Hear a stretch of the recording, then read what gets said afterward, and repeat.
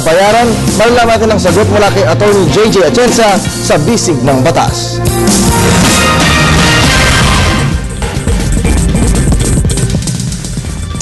Ang factory ng patis na pag-aari ng magkakapatid na sina Toribio, Honesto at Etang ay nais na nilang ipasara matapos ang 40 taon na existence nito.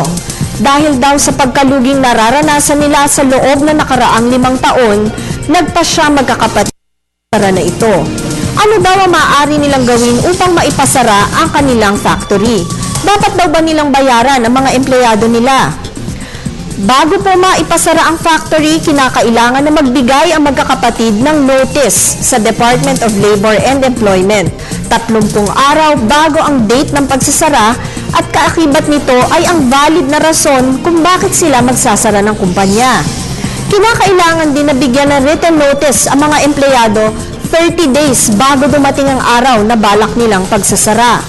Kung ang dahilan po ng pagsasara ay dahil sa pagkalugi, wala naman pong kailangang bayaran sina Toribio, Honesto at Etang sa kanilang mga empleyado. Subalit, kung ang dahilan ng pagsasara ay hindi naman pagkalugi, entitled ang mga empleyado sa 1-month pay or 1/2 month pay sa bawat taon ng kanilang serbisyo. Mag-email lamang po kayo ng inyong katanungan sa ptv4newscenter@gmail.com.